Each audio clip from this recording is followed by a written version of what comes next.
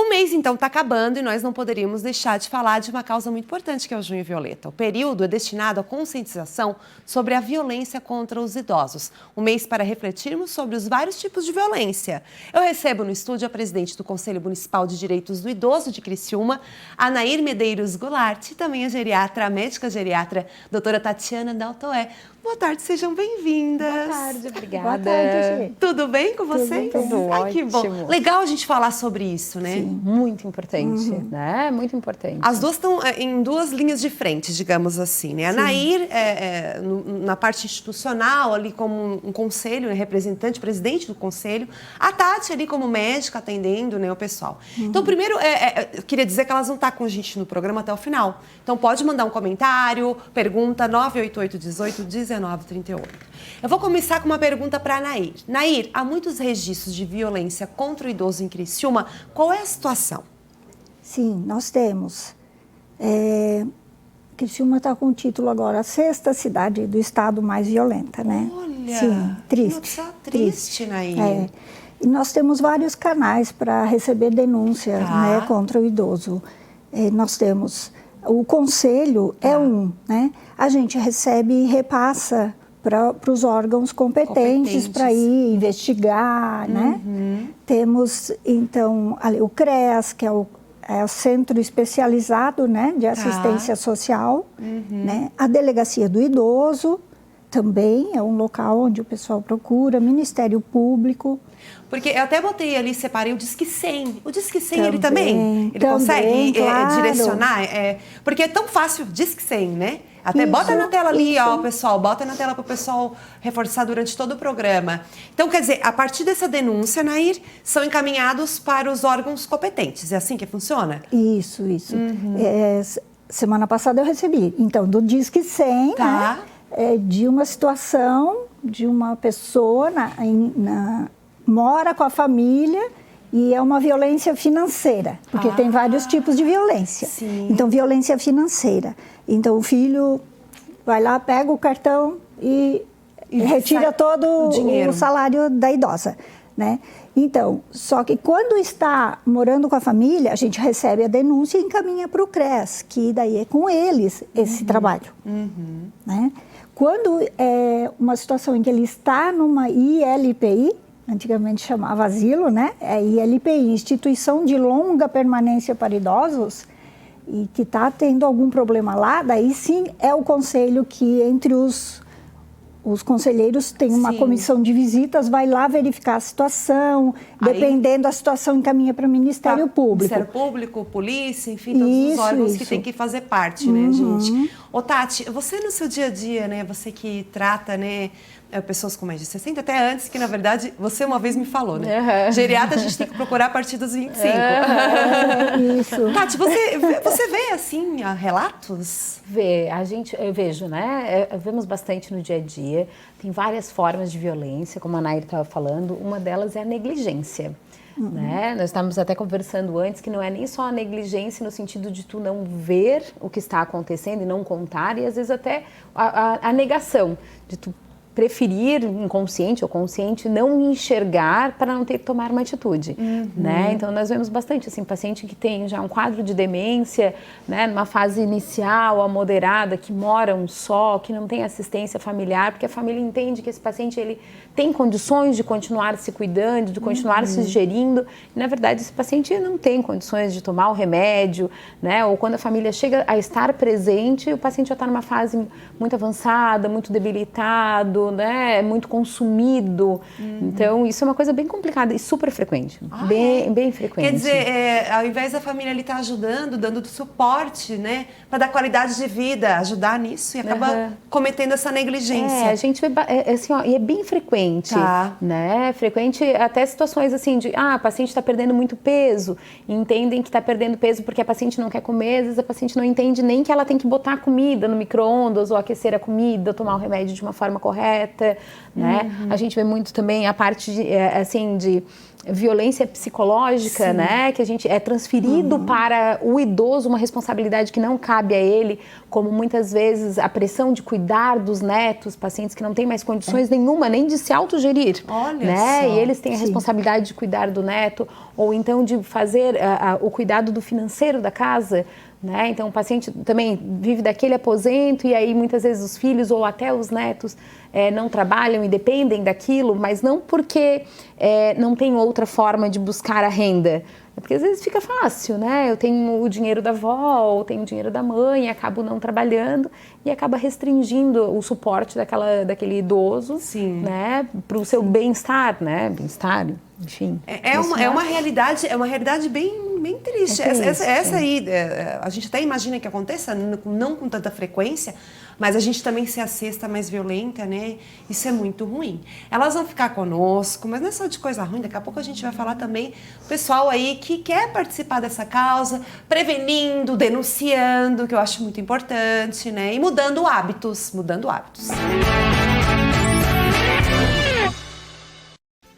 Estamos de volta com o Ver Mais e no estúdio recebo a presidente do Conselho Municipal de Direitos do Idoso de Criciúma, Anair Medeiros Goulart, e a geriatra Tatiana Daltoé.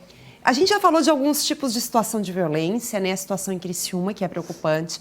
A importância também da família, de certo modo, estar junto também, né? Não negligenciar. E agora eu quero perguntar para a doutora Tati, né? Quanto à discriminação por idade, isso afeta na saúde? O etarismo, digamos assim, afeta na saúde do idoso?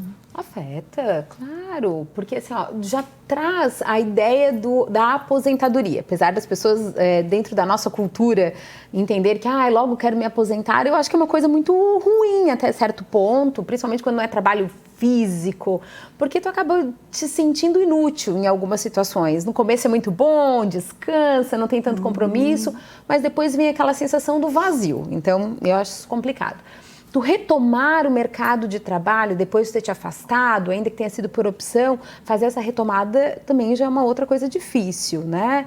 Então, eu penso assim que a idade acaba sendo um fator excludente muitas vezes, né? Até na hora da contratação, tu vai querer tem-se a ideia de que pessoas mais jovens, apesar de hoje eu já discordar disso, pessoas mais jovens são mais dinâmicas, hoje não, mas ainda se tem essa cultura que a pessoa idosa é cultural. Isso é cultural, né? Porque eu tenho pacientes de 80 que fervem o dia inteiro, enquanto eu tenho paciente muito jovem que já acorda cansado. Sim. Então, isso é uma questão de cultura, né? Mas, enfim, eu penso que a ideia da idade ainda tem que ser bem desvinculada. Desvincular, né? Mesmo, ainda mais que a nossa pirâmide etária tá mudando. Tá mudando. Né? Eu estava pesquisando dados mais recentes, não consegui encontrar dados, desculpa por agora, mas mudou bastante. Mudou. Né? Então, assim, eu ia perguntar para ti, você que está na linha de frente aí da questão do conselho, muitos idosos procuram voltar para o mercado de trabalho depois de pararem? Sim, temos bastante idosos voltando, né? E eles conseguem... E eles estão na ativa, ou até voluntários, né? Elas adoram participar. A pandemia afastou, né? Diminuiu isso. Sim. Mas elas, sim, estão bem na ativa, né? Aí encontram a barreira, a questão da cultura da idade. Que infelizmente acaba, né, prejudicando, gente. Prejudica, né? Não é legal a gente ter esse tipo de discriminação. Nós temos mensagens aqui, perguntas. Pode colocar na tela aí, ó. A Marilu Dias. Oi, Marilu. Boa tarde. Até que idade o idoso pode viver sozinho? A Anair tem a resposta do Estatuto do Idoso, né? Qual é a idade? O Estatuto do Idoso prevê, né? Então, é idoso a partir de 60 anos. A partir disso, já é considerado uma pessoa incapaz de se manter sozinha. Sim. Às vezes a pessoa tem condições e quer morar sozinha. Aí tem que cuidar, atenção o quê? Vai ficar sozinho, alguém pode denunciar, olha, foi abandonado pelos filhos, os filhos não estão cuidando, sabe? Mas talvez assim, né, a gente até tava... O nosso tema aqui não é polemizar, né, Nair? Não é, né, Tati? Não, é informar, mas nós estávamos falando, isso é que está no Estatuto, mas nós estávamos falando que hoje em dia, até pela qualidade de vida, alimentação, exercício físico, tecnologia na medicina, tudo isso, O pessoal tá tendo vida ativa e bem ativa, mas, ó, como a Tati falou, 80 anos fervendo e um jovenzinho parado. Então, quer dizer, eu acho que depende das suas capacidades, né, Tati? Sim, eu entenderia essa pergunta diferente, né? Ali para Marilu, eu penso, né, dentro da geriatria, que enquanto o paciente ele se mantiver capaz, com uma, né, a autonomia preservada e principalmente, né, a funcionalidade dele preservada, onde esse paciente ele consegue fazer as atividades que a gente chama de instrumentais de vida diária, de preparar a sua alimentação, tomar as suas medicações de forma correta, fazer toda a locomoção dentro de casa de forma segura, não é nem só fazer, é fazer de forma segura, ter a parte cognitiva de memória desse paciente, se ele precisar de uma ajuda, chamar, que não seja um paciente frágil. Eu entendo que é um paciente que pode continuar morando só. Eu tenho pacientes de 80, 85 anos que vivem só. Da mesma forma que eu tenho pacientes muito mais jovens, de 60, 65, que não têm condições. Então, eu não entendo que seria a idade. Eu entendo que tem o estatuto que a gente estava falando. Tem a outra perguntinha ali, que tem a ver com aquela outra, né? A outra, acho que a gente rodou lá no começo. Aí, a da Cláudia. Nós, cuidadores, acabamos sendo psicólogos dos filhos dos idosos. Como lidar com isso? E, na verdade, essa questão dali de quem vai cuidar, acaba que se briga tudo. É normal. É normal, né? Isso é família. Isso é família, né? Família né? Isso é família. Mas como digo, lidar, né? Tati? Como é que vocês trabalham isso? Eu penso assim, que o cuidador, ele tem que ter uma função diferente de psicólogo, né? Até pensando Cláudia, porque se ele não separar o emocional, ele vai ter que ser afetivo, carinhoso com o paciente, mas se ele não separar o emocional dele, ele não vai conseguir ajudar. Porque ele vai acabar tomando partido para situações da família que não é essa legal, função dele. E depois sobra tudo para ele. Claro, e às vezes assim, aí uma filha vem, aí ela chora mais, né, do que a outra, ou reclama mais de uma irmã, aí acaba tomando, né, partido, e o paciente que sai perdendo. Né? Então, nessa hora, assim, as histórias de família foram construídas com longas décadas, né? O cuidador às vezes está caindo de paraquedas naquela situação. É só ouvir, Tati. Claro, então nessa hora a gente ouve, né? A gente tenta não dar opinião, a gente pensa no que é o melhor pro paciente. Muito bom, Tati. E se não, o próprio cuidador, ele acaba ficando muito exausto. Porque ele acaba, além de ter que cuidar do paciente, o emocional dele fica abalado. Né? E principalmente quando a gente pega um paciente demenciado, ou quando a gente tem alguma estrutura familiar muito comprometida. Então, o cuidador ele tem que cuidar do paciente, não da família. Nessa hora é do paciente. Ô, Nair, que vocês estão...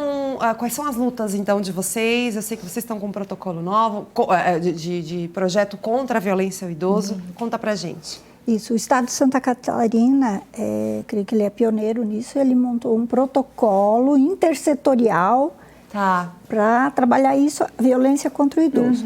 Então, aqui em Criciúma, a gente começou essa semana uma conversa no Conselho, depois nós vamos chamar a rede, então tem Corpo de Bombeiros, Ministério Público, Assistência Social, são 12 entidades, assim, e a gente vai fazer uma capacitação e depois vai ter, né, recebe a denúncia e repassa já, né, para todos.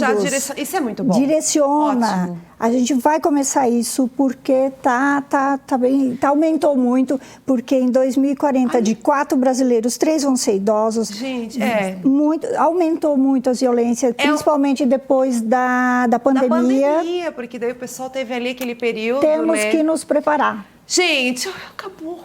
Ai, mas é bom demais. Isso que a gente tomou conta do programa. O próximo começa. Tem 2 mensagens rapidinho. A Janine Amorim, boa tarde, amores. Ouvi essa frase no BG hoje. Não estou bem porque apareço jovem. Isso. Estou bem porque estou velha, estou bem. É isso aí, Janine. Mais uma mensagem aqui, a Jerusa de Jaguaruna. Saudade da minha vozinha, amo demais.